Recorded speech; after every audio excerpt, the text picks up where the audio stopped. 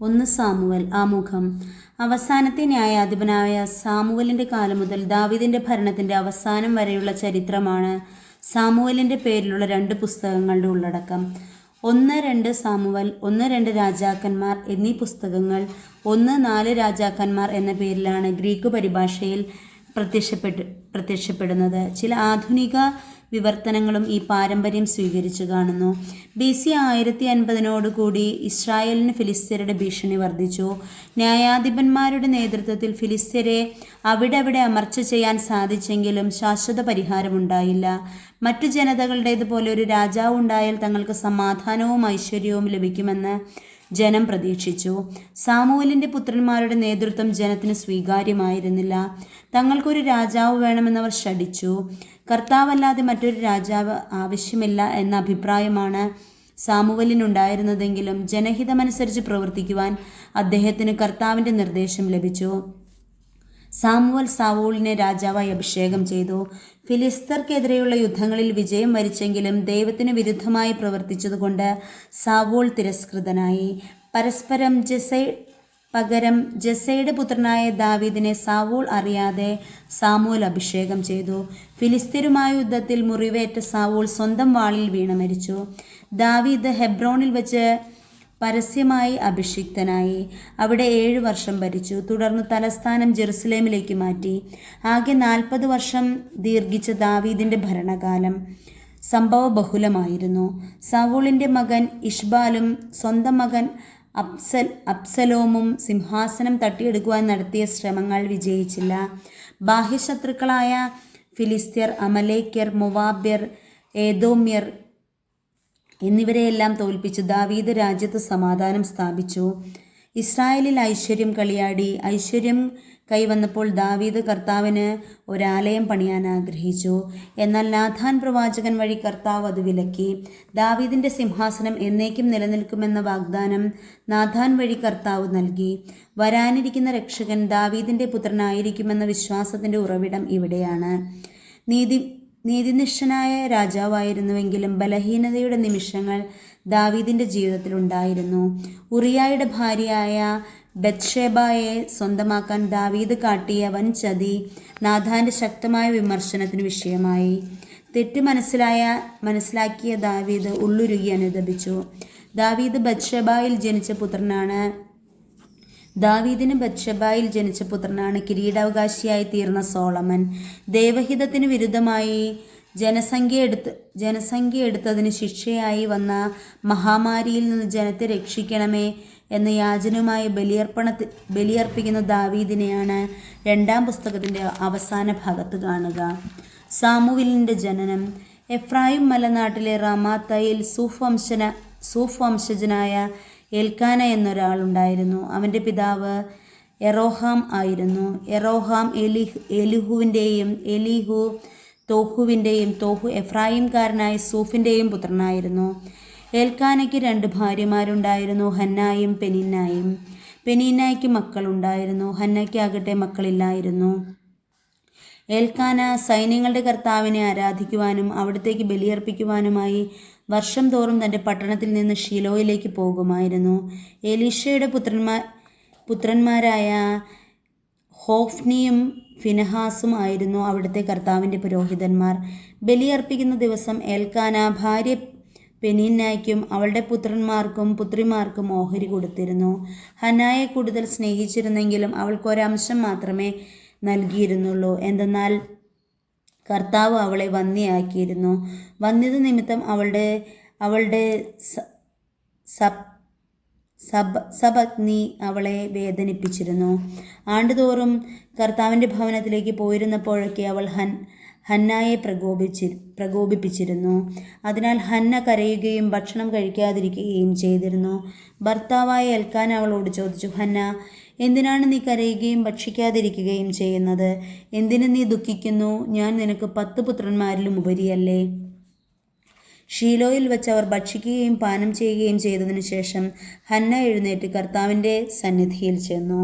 പുരോഹിതനായ ഏലി ദേവാലയത്തിൻ്റെ വാതിൽപ്പടിക്ക് സമീപം ഒരു പീഠത്തിലിരിക്കുകയായിരുന്നു. അവൾ കർത്താവിനോട് ഹൃദയം നൊന്ത് കരഞ്ഞു പ്രാർത്ഥിച്ചു. അവൾ ഒരു നേർച്ച നേർന്നു. സൈന്യങ്ങളുടെ കർത്താവേ, ഈ ദാസിയുടെ സങ്കടം കണ്ട് അങ്ങനെ അനുസ്മരിക്കണമേ. അങ്ങയുടെ ദാസിയെ വിസ്മരിക്കരുതേ. എനിക്കൊരു പുത്രനെ നൽകിയാൽ അവൻ്റെ ജീവിതകാലം മുഴുവൻ അവനെ ഞാൻ അങ്ങേക്ക് പ്രതിഷ്ഠിക്കും. അവൻ്റെ ശിരസിൽ ക്ഷൗരക്കത്തി സ്പർശിക്കുകയില്ല. ഹന്ന ദൈവസന്നിധിയിൽ പ്രാർത്ഥിച്ചുകൊണ്ടിരിക്കവേ ഏലി അവളെ ശ്രദ്ധിച്ചുകൊണ്ടിരുന്നു. അവൾ ഹൃദയത്തിൽ സംസാരിക്കുകയായിരുന്നു. അധരം മാത്രമേ ചലിച്ചിരുന്നുള്ളൂ, ശബ്ദം പുറത്തു വന്നുമില്ല. അതിനാൽ അവൾ മദ്യപിച്ചിട്ടുണ്ടെന്ന് ഏലിക്ക് തോന്നി. ഏലി അവളോട് പറഞ്ഞു, എത്ര നേരം നീ ഉന്മത്തയായിരിക്കും? നിന്റെ ലഹരി അവസാനിപ്പിക്കുക. ഹന്ന പ്രതിവചിച്ചു, എൻ്റെ ഗുരു, അങ്ങനെയല്ല, വളരെയേറെ മനോവേദന അനുഭവിക്കുന്നവളാണ് ഞാൻ.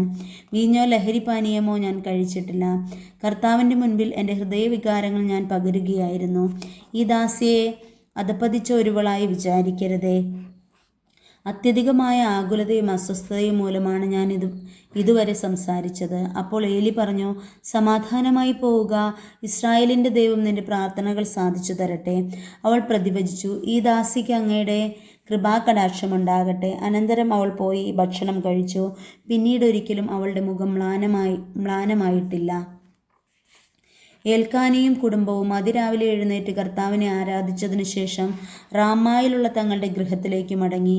ഏൽക്കാന ഹന്നായെ പ്രാപിക്കുകയും കർത്താവ് അവളെ അനുസ്മരിക്കുകയും ചെയ്തു. അവൾ ഗർഭം ധരിച്ചൊരു പുത്രനെ പ്രസവിച്ചു. ഞാൻ അവനെ കർത്താവിനോട് ചോദിച്ചു വാങ്ങിയതാണ് എന്ന് പറഞ്ഞ് അവൾ അവന് സാമുവൽ എന്ന് പേരിട്ടു. ഏൽക്കാന കുടുംബസമേതം കർത്താവിന് വർഷം തോറുമുള്ള ബലിയർപ്പിക്കുവാനും നേർച്ച നിറവേറ്റുവാനും പോയി. എന്നാൽ ഹന്ന പോയില്ല. അവൾ ഭർത്താവിനോട് പറഞ്ഞു, കുഞ്ഞിൻ്റെ മുലകുടി മാറട്ടെ. അവൻ കർത്തൃസന്നിധിയിൽ പ്രവേശിച്ച് എന്നേക്കും അവിടെ വസിക്കുന്നതിന് അപ്പോൾ കൊണ്ടുവന്നുകൊള്ളാം.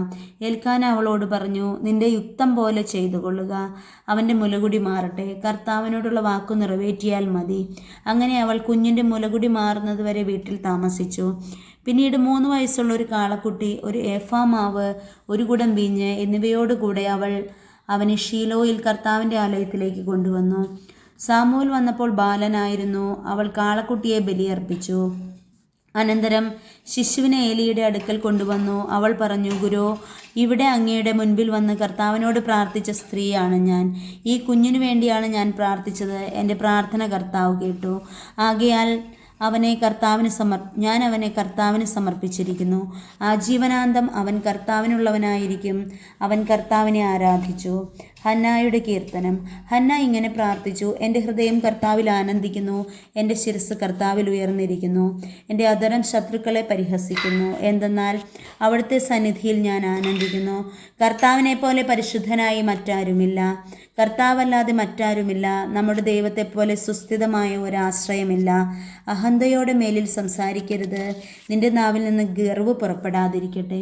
കാരണം കർത്താവ് സർവജ്ഞനായ ദൈവമാണ്. പ്രവൃത്തികളെ വിലയിരുത്തുന്നത് അവിടുന്നാണല്ലോ.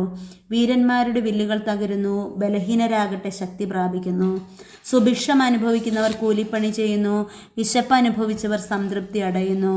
വന്ധ്യ 7 പ്രസവിക്കുന്നു, സന്താന സമ്പത്തുള്ളവൻ നിരാലംബയാകുന്നു. കർത്താവ് ജീവൻ എടുക്കുകയും കൊടുക്കുകയും ചെയ്യുന്നു. അവിടുന്ന് പാതാളത്തിലേക്ക് ഇറക്കുകയും അവിടുന്ന് കയറ്റുകയും ചെയ്യുന്നു. ദരിദ്രനും ധനികനുമാക്കുന്നത് കർത്താവാണ്. താഴ്ത്തുന്നതും ഉയർത്തുന്നതും അവിടുന്ന് തന്നെ. ദരിദ്രനെ അവിടുന്ന് ധൂളിയിൽ നിന്ന് ഉയർത്തുന്നു, അഗതിയെ കുപ്പയിൽ നിന്ന് സമുദ്ധരിക്കുന്നു. അങ്ങനെ അവരെ പ്രഭുക്കന്മാരോടൊപ്പം ഇരുത്തി ഉന്നത സ്ഥാനങ്ങൾക്ക് അവകാശികളാക്കുന്നു. ഭൂമിയുടെ അടിത്തൂണുകൾ കർത്താവിൻ്റേതാണ്. അതിന്മേൽ അവിടുന്ന് ലോകത്തെ ഉറപ്പിച്ചിരിക്കുന്നു. തൻ്റെ വിശ്വസ്തരുടെ പാദങ്ങളെ അവിടുന്ന് കാക്കുന്നു. ദുഷ്ടന്മാർ അന്ധകാരത്തിൽ ഉപേക്ഷിക്കുന്നു. ശക്തിയാൽ ആരും പ്രബലനാകുന്നില്ല. കർത്താവ് പ്രതിയോഗികളെ ഛിന്ന ഭിന്നമാക്കുന്നു. അവർക്കെതിരെ ആകാശത്തിൽ ഇടിമുഴക്കുന്നു. അവിടുന്ന് ഭൂമിയെ മുഴുവൻ വിധിക്കും. തൻ്റെ രാജാവിന് ശക്തി കൊടുക്കും. തൻ്റെ അഭിഷിക്തൻ്റെ ശിരസ് ഉയരുമാറാക്കും. അനന്തരം ഏൽക്കാന റാമായിലുള്ള തൻ്റെ ഭവനത്തിലേക്ക് മടങ്ങി. ബാലനായ സാമുവലാകട്ടെ പുരോഹിതനായ ഏലിയുടെ സാന്നിധ്യത്തിൽ കർത്താവിന് ശുശ്രൂഷ ചെയ്തു പോന്നു. ഏലിയുടെ പുത്രന്മാർ ദുർമാർഗികളും കർത്താവിനെ ബഹുമാനിക്കാത്തവരുമായിരുന്നു. ജനങ്ങളിൽ നിന്ന് പുരോഹിതന്മാർക്ക് ലഭിക്കേണ്ട വിഹിതത്തെ സംബന്ധിക്കുന്ന നിയമം അവർ മാനിച്ചില്ല. ആരെങ്കിലും ബലിയർപ്പിച്ച മാംസം പാകം ചെയ്യുമ്പോൾ പുരോഹിതന്റെ ഭൃത്യൻ പാത്രത്തിൽ മുപ്പല്ലി കൊണ്ട് കുത്തി അതിൽ കിട്ടുന്നത് മുഴുവൻ പുരോഹിതനു വേണ്ടി എടുത്തിരുന്നു. ഷീലോയിൽ വന്നിരുന്ന ഇസ്രായേൽക്കാരോടെല്ലാം അവർ ഇപ്രകാരമാണ് പ്രവർത്തിച്ചത്. കൂടാതെ മേധസ്സ് ദഹിപ്പിക്കുന്നതിന് മുൻപ് തന്നെ ബലിയർപ്പിക്കുന്നവനോട് പുരോഹിതന്റെ ഭൃത്യൻ വന്ന് പറയും, പുരോഹിതന് വേണ്ടി പാകം ചെയ്യാൻ കുറേ മാംസം തരിക. പച്ചമാംസമല്ലാതെ വേവിച്ചത് അദ്ദേഹം സ്വീകരിക്കുകയില്ല. ആദ്യം മേധസ്സ് ദഹിപ്പിക്കട്ടെ, എന്നിട്ട് നിങ്ങൾക്ക് ഇഷ്ടമുള്ളത് എടുക്കാം എന്ന് തടസ്സം പറഞ്ഞാൽ പോരാ, ഇപ്പോൾ തന്നെ വേണം, അല്ലെങ്കിൽ ഞാൻ ബലം പ്രയോഗിച്ചെടുക്കും എന്ന് അവൻ മറുപടി പറയുമായിരുന്നു. ഏലിയുടെ പുത്രന്മാരുടെ പാപം ദൈവസന്നിധിയിൽ ഗുരുതരമായി തീർന്നു. അത്ര അശ്രദ്ധയോടെയാണ് അവർ കർത്താവിനുള്ള അർച്ചനയെ വീക്ഷിച്ചത്. ബാലനായ സാമുവൽ കർത്താവിന് ശുശ്രൂഷ ചെയ്തു പോന്നു. ചണനൂൽ കൊണ്ടുള്ള ഒരു വിശേഷ വസ്ത്രമാണ് അവൻ ധരിച്ചിരുന്നത്. ബലിയർപ്പിക്കാൻ ഭർത്താവിനോടൊത്ത് വർഷം തോറും പോകുമ്പോൾ അവൻ്റെ അമ്മ ചെറിയ ഉടുപ്പുണ്ടാക്കി അവന് കൊടുത്തിരുന്നു. കർത്താവിന് സമർപ്പിച്ച ഈ കുട്ടിക്ക് പകരം ഈ സ്ത്രീയിൽ നിന്ന് തന്നെ വേറെ സന്താനങ്ങളെ ദൈവം നൽകട്ടെ എന്ന് എൽക്കാനയെയും ഭാര്യയെയും ഏലി അനുഗ്രഹിച്ചിരുന്നു. പിന്നീട് അവർ വീട്ടിലേക്ക് പോകും. കർത്താവ് ഹന്നായെ കടാക്ഷിച്ചു. അവൾ ഗർഭം ധരിച്ച് 3 പുത്രന്മാരെയും 2 പുത്രിമാരെയും പ്രസവിച്ചു. ബാലനായ സാമുവലാകട്ടെ കർത്താവിൻ്റെ സന്നിധിയിൽ വളർന്നു വന്നു. ഏലി വൃദ്ധനായി. തൻ്റെ പുത്രന്മാർ ഇസ്രായേൽ ജനത്തോട് ചെയ്തിരുന്നതെല്ലാം അവൻ കേട്ടു. സമാഗമ കൂടാരത്തിൻ്റെ പ്രവേശന കവാടത്തിൽ ജോലി ചെയ്തിരുന്ന സ്ത്രീകളോടൊത്ത് അവൻ ശയിച്ചിരുന്ന വിവരവും അവൻ അറിഞ്ഞു. അവൻ അവരോട് പറഞ്ഞു, എന്താണ് നിങ്ങൾ ഈ ചെയ്യുന്നത്? നിങ്ങളുടെ ദുഷ്കൃത്യങ്ങളെപ്പറ്റി ഓരോരുത്തർ പറയുന്നത് ഞാൻ കേൾക്കുന്നു. മക്കളെ, മേലാൽ അങ്ങനെ ചെയ്യരുത്. നിങ്ങളെപ്പറ്റി ദൈവജനം പറയുന്നത് ഞാൻ കേൾക്കുന്ന കാര്യങ്ങൾ തീരെ നന്നല്ല. മനുഷ്യൻ മനുഷ്യനോട് പാപം ചെയ്താൽ ദൈവം അവനു വേണ്ടി മാധ്യസ്ഥം വഹിക്കും. കർത്താവിനോട് പാപം ചെയ്താൽ ആർ മധ്യസ്ഥം വഹിക്കും? പക്ഷേ അവൻ പിതാവിൻ്റെ വാക്ക് കേട്ടില്ല, കാരണം അവരെ നശിപ്പിക്കാൻ കർത്താവ് നിശ്ചയിച്ചിരുന്നു. ബാലനായ സാമുവലാകട്ടെ കർത്താവിൻ്റെയും മനുഷ്യരുടെയും പ്രീതിയിൽ വളർന്നു വന്നു. കർത്താവ് അയച്ച ഒരാൾ ഏലിയുടെ അടുക്കൽ വന്ന് പറഞ്ഞു, കർത്താവ് ഇപ്രകാരം പറയുന്നു, നിന്റെ പിതാവിൻ്റെ കുടുംബം ഈജിപ്തിൽ ഫറവോയുടെ ഭവനത്തിൽ അടിമയായിരിക്കുമ്പോൾ ഞാൻ അവർക്ക് എന്നെ തന്നെ വെളിപ്പെടുത്തി. എൻ്റെ ബലിപീഠത്തെ സമീപിക്കാനും ധൂപാർപ്പണം നടത്താനും എൻ്റെ മുൻപിൽ ഏഫോദ് ധരിക്കാനും ഇസ്രായേലിൻ്റെ എല്ലാ ഗോത്രങ്ങളിൽ നിന്ന് ഞാൻ അവനെ എൻ്റെ പുരോഹിതനാക്കി തിരഞ്ഞെടുത്തു. ഇസ്രായേൽ മക്കൾ ദഹനബലിക്ക് അർപ്പിച്ചതെല്ലാം നിന്റെ പിതൃഭവനത്തിന് ഞാൻ കൊടുത്തു. എന്നിട്ടും എന്തുകൊണ്ടാണ് എനിക്ക് അർപ്പിക്കണമെന്ന് കൽപ്പിച്ചിട്ടുള്ള ബലികളെയും കാഴ്ചകളെയും നീ ആർത്തിയോടെ നോക്കുന്നത്? നിങ്ങൾ എൻ്റെ ജനം എനിക്ക് ഏൽപ്പിക്കുന്ന സകല ബലികളുടെയും വിശിഷ്ട ഭാഗം തിന്നുകൊഴുത്തു. എന്നേക്കാൾ കൂടുതൽ നിന്റെ മക്കളെ നീ ബഹുമാനിക്കുന്നതെന്ത്? അതിനാൽ ഇസ്രായേലിൻ്റെ ദൈവമായ കർത്താവ് അരുളി ചെയ്യുന്നു, നിന്റെയും നിന്റെ പിതാവിൻ്റെയും കുടുംബം നിത്യം എനിക്ക് ശുശ്രൂഷ ചെയ്യുമെന്ന് ഞാൻ വാഗ്ദാനം ചെയ്തിരിക്കുന്നു. എന്നാൽ ഇപ്പോൾ കർത്താവായി ഞാൻ പ്രഖ്യാപിക്കുന്നു, ഇനി അങ്ങനെ ആയിരിക്കുകയില്ല. എന്നെ ആദരിക്കുന്നവനെ ഞാനും ആദരിക്കും, എന്നെ നിന്ദിക്കുന്നവൻ നിന്ദിക്കപ്പെടും. വാർദ്ധക്യത്തിലെത്താൻ ആർക്കും ഇടയാകാത്ത വിധം നിന്റെയും നിന്റെ കുടുംബത്തിൻ്റെയും ശക്തി ഞാൻ ക്ഷയിപ്പിക്കുന്ന ദിവസം ഇതാ അടുത്തിരിക്കുന്നു. ഇസ്രായേൽ ജനത്തിൽ മറ്റുള്ളവർക്ക് ഞാൻ നൽകുന്ന അനുഗ്രഹങ്ങൾ കണ്ട് നിങ്ങൾ അസ്വസ്ഥരും അസൂയാലുക്കളുമാകും. പക്ഷേ നിന്റെ കുടുംബത്തിൽ പ്രായം ചെന്നവരായി മേലിൽ ആരും ഉണ്ടാവുകയില്ല. നിങ്ങളിൽ ഒരുവനെ എൻ്റെ ബലിപീഠത്തിൽ നിന്ന് ഞാൻ വിച്ഛേദിക്കുകയില്ല. കണ്ണീരുകൊണ്ട് അവൻ്റെ കാഴ്ച മങ്ങുകയും ഹൃദയം ഉരുകുകയും ചെയ്യും. നിന്റെ സന്താനങ്ങൾ വാളിനിരയാകും. നിന്റെ പുത്രന്മാരായ ഹോഫ്നിയെയും ഫിനഹാസും ഒരേ ദിവസം തന്നെ മരിക്കും. ഇത് നിനക്ക് അടയാളമായിരിക്കും. എനിക്ക് വേണ്ടി വിശ്വസ്തനായ ഒരു പുരോഹിതനെ ഞാൻ തിരഞ്ഞെടുക്കും. എൻ്റെ ഹൃദയാഭിലാഷമനുസരിച്ച് അവൻ പ്രവർത്തിക്കും. അവൻ്റെ കുടുംബം ഞാൻ നിലനിർത്തും. എൻ്റെ അഭിഷിക്തൻ്റെ സന്നിധിയിൽ അവൻ നിത്യവും ശുശ്രൂഷ ചെയ്യും. നിന്റെ കുടുംബത്തിൽ അവശേഷിക്കുന്നവരെല്ലാം ഒരു വെള്ളിക്കാശിനും ഒരു കഷ്ണം അപ്പത്തിനും വേണ്ടി അവനോട് യാചിച്ചുകൊണ്ട് പറയും, ഒരു കഷ്ണം അപ്പം ലഭിക്കേണ്ടതിന് എന്നെ ഏതെങ്കിലും ഒരു പുരോഹിത വൃത്തിക്ക് ചേർക്കണമേ.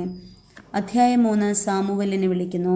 ഏലിയുടെ സാന്നിധ്യത്തിൽ ബാലനായ സാമുവൽ കർത്താവിന് ശുശ്രൂഷ ചെയ്തു പോന്നു. അക്കാലത്ത് കർത്താവിൻ്റെ അരുളപ്പാട് ചുരുക്കമായിട്ടേ ലഭിച്ചിരുന്നുള്ളൂ. ദർശനങ്ങൾ വിരളമായിരുന്നു. ഏലി ഒരു ദിവസം തൻ്റെ മുറിയിൽ കിടക്കുകയായിരുന്നു. അവനൊന്നും കാണാൻ കഴിയാത്ത വിധം കാഴ്ച മങ്ങിത്തുടങ്ങിയിരുന്നു. ദൈവത്തിൻ്റെ മുൻപിലെ ദീപം അണഞ്ഞിരുന്നില്ല. സാമുവൽ ദേവാലയത്തിൽ ദൈവത്തിൻ്റെ പേടകം സ്ഥിതി ചെയ്യുന്നതിനെതിരെ കിടക്കുകയായിരുന്നു. അപ്പോൾ കർത്താവ് സാമുവലിനെ വിളിച്ചു. Samuel, Samuel.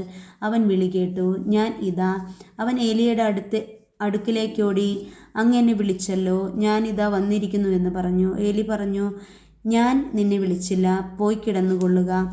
അവൻ പോയി കിടന്നു. കർത്താവ് വീണ്ടും സാമുവലിനെ വിളിച്ചു. സാമുവൽ. അവൻ എഴുന്നേറ്റ് ഏലിയുടെ അടുക്കിലേക്ക് ചെന്ന് പറഞ്ഞു, അങ്ങ് എന്നെ വിളിച്ചല്ലോ, ഞാനിതാ വന്നിരിക്കുന്നു. ഏലി പറഞ്ഞു, മകനെ, നിന്നെ ഞാൻ വിളിച്ചില്ല, പോയി കിടന്നുകൊള്ളുക. കർത്താവാണ് വിളിച്ചതെന്ന് സാമുവൽ അപ്പോഴും അറിഞ്ഞില്ല. കാരണം അതുവരെ കർത്താവിൻ്റെ ശബ്ദം അവന് വെളിവാക്കപ്പെട്ടിരുന്നില്ല. മൂന്നാമതും കർത്താവ് സാമുവലിനെ വിളിച്ചു. അവൻ എഴുന്നേറ്റ് ഏലിയുടെ അടുത്തേക്ക് ചെന്ന് പറഞ്ഞു, അങ്ങനെ വിളിച്ചല്ലോ, ഞാനിതാ വന്നിരിക്കുന്നു. കർത്താവാണ് ബാലനെ വിളിച്ചതെന്ന് അപ്പോൾ ഏലിക്ക് മനസ്സിലായി. അതിനാൽ ഏലി സാമുവലിനോട് പറഞ്ഞു, പോയി കിടന്നുകൊള്ളുക. ഇനി നിന്നെ വിളിച്ചാൽ കർത്താവെ അരുളി ചെയ്താലും അങ്ങയുടെ ദാസനെ ദാസ് ശ്രവിക്കുന്നു എന്ന് പറയണം. സാമുവൽ പോയി കിടന്നു. അപ്പോൾ കർത്താവ് വന്നു നിന്ന് മുൻപിലത്തെ പോലെ സാമുവൽ സാമുവൽ എന്ന് വിളിച്ചു. സാമുവൽ പ്രതിവചിച്ചു, അരുളി ചെയ്താലും അങ്ങയുടെ ദാസനെ ദാസ് ശ്രവിക്കുന്നു. കർത്താവ് അവനോട് പറഞ്ഞു, ഇസ്രായേൽ ജനതയോട് ഞാൻ ഒരു കാര്യം ചെയ്യാൻ പോവുകയാണ്. ഇത് കേൾക്കുന്നവൻ്റെ ഇരുചെവികളും തരിച്ചു പോകും. ഏലിയുടെ കുടുംബത്തിനെതിരായി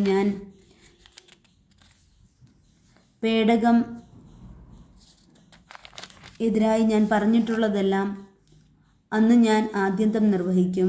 മക്കൾ ദൈവദൂഷണം പറയുന്ന കാര്യം അറിഞ്ഞിട്ടും അവരെ തടയാത്തതുമൂലം ഞാൻ അവൻ്റെ കുടുംബത്തിൻ്റെ മേൽ എന്നേക്കുമായി ശിക്ഷാവിധി നടത്താൻ പോവുകയാണ്. ഞാൻ പറയുന്നു, ഏലിയുടെ കുടുംബത്തിൻ്റെ പാപത്തിന് ബലികളും കാഴ്ചകളും ഒരിക്കലും പരിഹാരമാവുകയില്ല. ഞാൻ ശപഥം ചെയ്യുന്നു, പ്രഭാതം വരെ സാമുവൽ കിടന്നു. അനന്തരം അവൻ കർത്താവിൻ്റെ ആലയത്തിൻ്റെ വാതിലുകൾ തുറന്നു. തനിക്കുണ്ടായ ദർശനം ഏലിയോട് പറയാൻ അവൻ ഭയപ്പെട്ടു. അപ്പോൾ ഏലി മകനെ സാമുവൽ എന്ന് വിളിച്ചു. ഞാനിതാ എന്നവൻ വിളി കേട്ടു. ഏലി ചോദിച്ചു, അവിടുന്ന് എന്താണ് നിന്നോട് പറഞ്ഞത്? എന്നിൽ നിന്ന് മറച്ചു വെക്കരുത്. അവിടുന്ന് പറഞ്ഞതിൽ എന്തെങ്കിലും എന്നിൽ നിന്ന് മറച്ചു വച്ചാൽ ദൈവം നിന്നെ കഠിനമായി ശിക്ഷിക്കട്ടെ. സാമുവൽ ഒന്നും മറച്ചു വയ്ക്കാതെ എല്ലാം അവനോട് പറഞ്ഞു. അപ്പോൾ ഏലി, അത് കർത്താവാണ്, അവിടുത്തേക്ക് യുക്തമെന്ന് തോന്നുന്നത് പ്രവർത്തിക്കട്ടെ എന്ന് പറഞ്ഞു. സാമുവൽ വളർന്നു വന്നു. കർത്താവ് അവനോട് കൂടെയുണ്ടായിരുന്നു. അവൻ്റെ വാക്കുകളിലൊന്നും വ്യർത്ഥമാകാൻ അവിടുന്ന് ഇടവരുത്തിയില്ല. സാമുവൽ കർത്താവിൻ്റെ പ്രവാചകനായി തീർന്നു എന്ന് ദാൻ മുതൽ ബേർഷെബ വരെയുള്ള ഇസ്രായേൽ ജനം മുഴുവനും അറിഞ്ഞു. കർത്താവ് സാമുവലിന് നൽകിയ ദർശനം ഷീലോയിൽ വെച്ച് അവിടുന്ന് വീണ്ടും അവനോട് സംസാരിച്ചു തന്നെ വെളിപ്പെടുത്തി.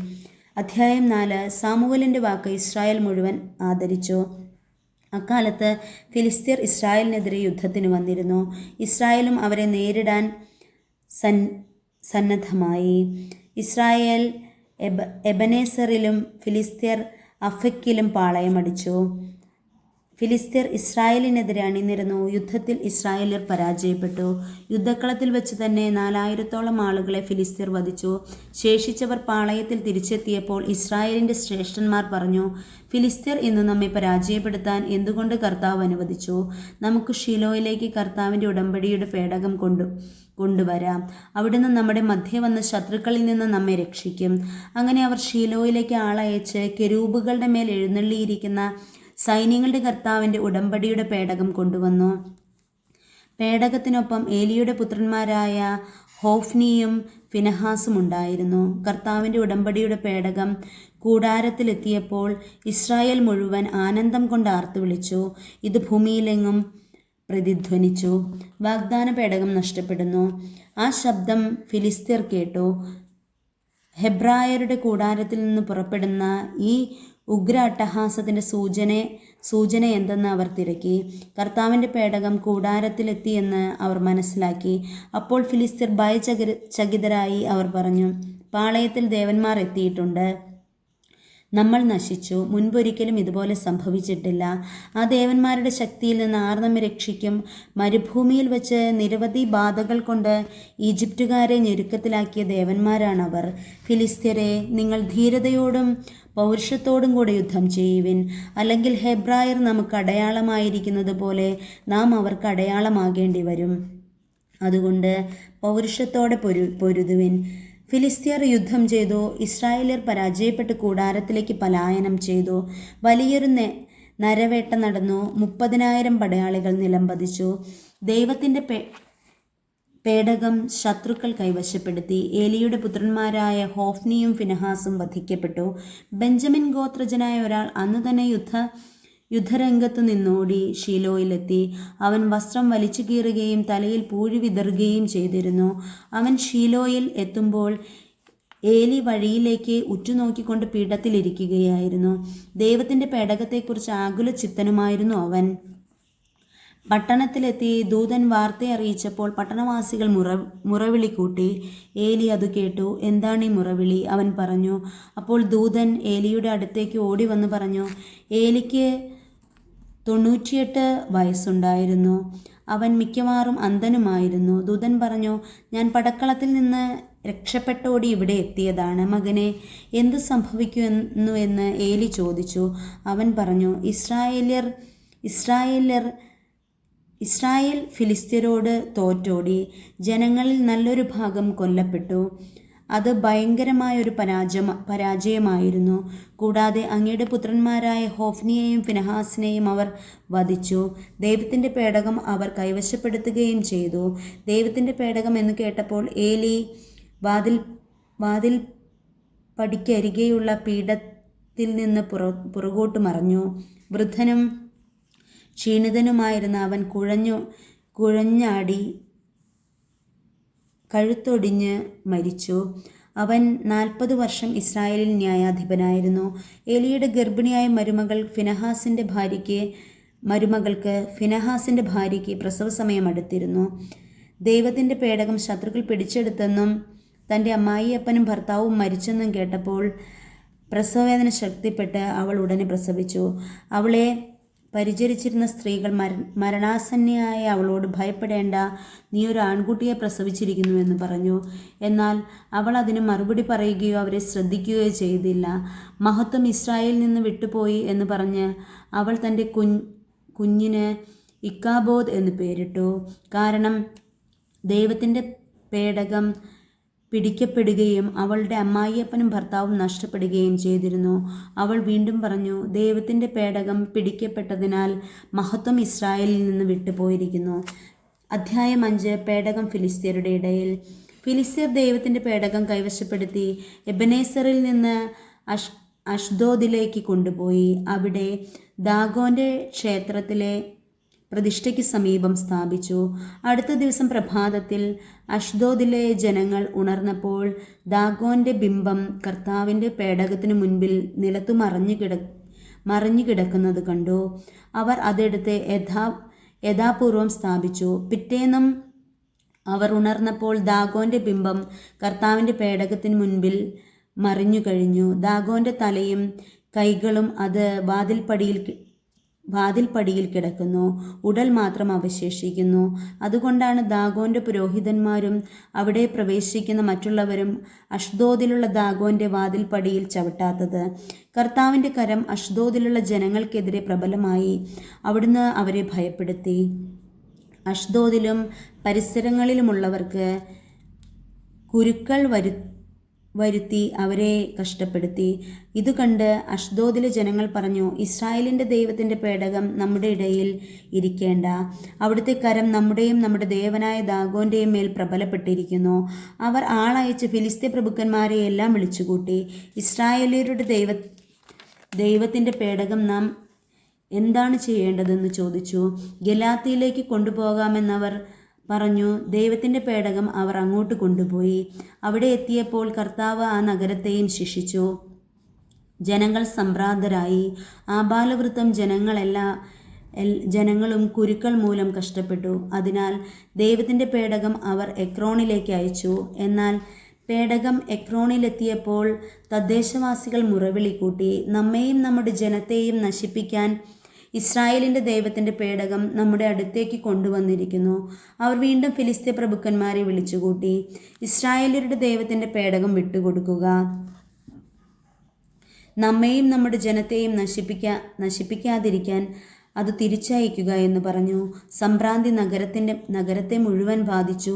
കാരണം ദൈവം അവരെ കഠിനമായി ശിക്ഷിച്ചുകൊണ്ടിരുന്നു. മരിക്കാതെ അവശേഷിച്ചവരെ കുരുക്കൾ ബാധിച്ചു. നഗരവാസികളുടെ നിലവിളി ആകാശത്തിലേക്ക് ഉയർന്നു. 6. പേടകം തിരിച്ചെത്തുന്നു. കർത്താവിൻ്റെ പേടകം 7 മാസം ഫിലിസ്ത്യരുടെ രാജ്യത്തായിരുന്നു. ഫിലിസ്ത്യർ പുരോഹിതന്മാരെയും ജ്യോത്സ്യന്മാരെയും വിളിച്ചു വരുത്തി ചോദിച്ചു, കർത്താവിൻ്റെ പേടകം നാം എന്തു ചെയ്യണം? പൂർവ്വസ്ഥാനത്തേക്ക് തിരിച്ചയക്കുമ്പോൾ അതോടൊപ്പം നാം എന്താണ് കൊടുത്തയക്കേണ്ടത്? അവൻ പറഞ്ഞു, ഇസ്രായേല്യരുടെ ദൈവത്തിൻ്റെ പേടകം തിരിച്ചയക്കുന്നത് വെറും കൈയോടെ ആകരുത്. ഒരു പ്രായശ്ചിത്ത ബലിക്ക് വസ്തുക്കൾ തീർച്ചയായും കൊടുത്തയക്കണം.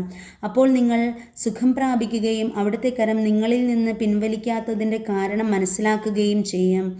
എന്തു വസ്തുവാണ് പ്രായശ്ചിത്ത ബലിക്ക് ഞങ്ങൾ അവിടത്തേക്ക് അർപ്പിക്കേണ്ടത് എന്ന് ഫിലിസ്ത്യർ ചോദിച്ചു. അവർ പറഞ്ഞു, ഫിലിസ്ത്യർ പ്രഭുക്കന്മാരുടെ സംഖ്യ അനുസരിച്ച് സ്വർണ്ണനിർമ്മിതമായ 5 കുരുക്കളും 5 ഏലികളുമാകട്ടെ. കാരണം നിങ്ങൾക്കും നിങ്ങളുടെ പ്രഭുക്കന്മാർക്കും ഒരേ ബാധ തന്നെയാണല്ലോ ഉണ്ടായത്. അതുകൊണ്ട് നിങ്ങൾ നിങ്ങളുടെ കുരുക്കളും നിങ്ങളുടെ നാട് നശിപ്പിച്ചിരുന്ന ഏലികളുടെയും രൂപം തന്നെ ഉണ്ടാക്കണം. അങ്ങനെ ഇസ്രായേല്യരുടെ ദൈവത്തിൻ്റെ മഹിമയെ പ്രകീർത്തിക്കുവിൻ. നിങ്ങളുടെയും നിങ്ങളുടെ ദേവന്മാരുടെയും നിങ്ങളുടെ നാടിൻ്റെയും മേൽ ശക്തിപ്പെട്ടിരിക്കുന്ന കരം അവിടുന്ന് പിൻവലിച്ചേക്കാം. ഈജിപ്തുകാരെയും ഫറവോയെയും പോലെ നിങ്ങളും എന്തിനു കഠിനഹൃദയരാകുന്നു? അവിടുന്ന് അവരെ പരിഹാസപാത്രമാക്കിയതിനു ശേഷമല്ലേ നാടുവിടാൻ ഈജിപ്തുകാർ ഇസ്രായേല്യരെ അനുവദിച്ചതും അവർ പോയതും? അതുകൊണ്ട് നിങ്ങൾ ഒരു പുതിയ വണ്ടിയുണ്ടാക്കി ഒരിക്കലും നുകം വച്ചിട്ടില്ലാത്ത 2 കറവ പശുക്കളെ കെട്ടുവിൻ. അവയുടെ കുട്ടികൾ വീട്ടിൽ നിന്നുകൊള്ളട്ടെ. കർത്താവിൻ്റെ പേടകമെടുത്ത് വണ്ടിയിൽ വയ്ക്കുക. പ്രായശ്ചിത്ത ബലിക്ക് നിങ്ങൾ തയ്യാറാക്കിയ സ്വർണ്ണയുരുപ്പിടികൾ പെട്ടിക്കുള്ളിലാക്കി അതിൻ്റെ ഒരു വശത്ത് വയ്ക്കുവിൻ. നിങ്ങൾ നിരീക്ഷിച്ചുകൊണ്ടിരിക്കുവിൻ. സ്വന്തം നാടായ ബത്ശേമിലേക്കാണ് അവ കൊണ്ടുപോകുന്നതെങ്കിൽ തീർച്ചയായും അവിടുത്തെ കരങ്ങളാണ് ഈ വലിയ അനർത്ഥം നമുക്ക് വരുത്തിയത്. അല്ലെങ്കിൽ അവിടുന്നല്ല നമ്മെ ശിക്ഷിച്ചതെന്നും അവ യാദൃശ്ചികമായി സംഭവിച്ചതാണെന്നും നമുക്ക് അനുമാനിക്കാം. അവർ അപ്രകാരം ചെയ്തു. 2 കറുവ പശുക്കളെ കൊണ്ടുവന്ന് വണ്ടിക്കു കെട്ടി കിടാക്കളെ വീട്ടിൽ നിർത്തി. കർത്താവിൻ്റെ പേടകത്തോടൊപ്പം സ്വർണ്ണനിർമ്മിതമായ കുരുക്കളും ഏലികളുമുള്ള പെട്ടിയും അതിനുള്ളിൽ വച്ചു. പശുക്കൾ ബത്ശേമിലേക്കുള്ള പെരുവഴിയിലൂടെ അമറിക്കൊണ്ട് ഇടം വലം നോക്കാതെ നേരെ പോയി. ഫിലിസ്ത്യരുടെ പ്രഭുക്കന്മാർ ബത്ശേം അതിർത്തി വരെ അവയെ അനുധാവനം ചെയ്തു. ബത്ശേമിലെ ജനങ്ങൾ വയലിൽ ഗോതമ്പ് കൊയ്തുകൊണ്ടിരിക്കുകയായിരുന്നു. തലയുയർത്തി നോക്കിയപ്പോൾ കണ്ടത് കർത്താവിൻ്റെ പേടകമാണ്. അവർ അത്യധികം ആനന്ദിച്ചു. വണ്ടി ബത്ശേമുകാരനായ ജോഷ്വായുടെ വയലിൽ ചെന്നു നിന്നു. ഒരു വലിയ കല്ല് അവിടെ ഉണ്ടായിരുന്നു. വണ്ടിക്ക് ഉപയോഗിച്ചിരുന്ന മരം വെട്ടിക്കീറി പശുക്കളെ ദഹനബലിയാക്കി അവർ കർത്താവിന് സമർപ്പിച്ചു. ലേവ്യർ കർത്താവിൻ്റെ പേടകവും അതോടൊപ്പം സ്വർണ്ണയുരുപ്പിടികൾ വെച്ചിരുന്ന പെട്ടിയും താഴെ ഇറക്കി ആ വലിയ കല്ലിന്മേൽ വെച്ചു. ബത്ശേമിലെ ജനങ്ങൾ അന്ന് ദഹനബലികളും ഇതര ബലികളും കർത്താവിന് സമർപ്പിച്ചു. ഇത് കണ്ടതിന് ശേഷം ഫിലിസ്ത്യ പ്രഭുക്കന്മാർ 5 പേരും അന്നു തന്നെ എക്രോണിലേക്ക് മടങ്ങി. കർത്താവിന് പ്രായശ്ചിത്ത ബലിയായി ഫിലിസ്ത്യർ സമർപ്പിച്ച കുരുക്കളിൽ ഒന്ന് അഷ്ദോദിനും മറ്റൊന്ന് ഗാസായ്ക്കും 3-ാമത്തേത് അഷ്കലോനും 4-ാമത്തേത് ഗത്തിനും 5-ാമത്തേത് എക്രോണിനും വേണ്ടിയായിരുന്നു. സ്വർണ്ണ എലികൾ ഫിലിസ്ത്യ പ്രഭുക്കന്മാരുടെ അധീനതയിലുള്ള കോട്ടകളാൽ ചുറ്റപ്പെട്ട നഗരങ്ങളുടെയും തുറസായ ഗ്രാമങ്ങളുടെയും സംഖ്യ അനുസരിച്ചായിരുന്നു. കർത്താവിൻ്റെ പേടകം ഇറക്കി വെച്ച ആ വലിയ കല്ല് ഈ സംഭവത്തിന് സാക്ഷിയായി ഇന്നും ബത്ശേമുകാരനായ ജോഷ്വായുടെ വയലിലുണ്ട്.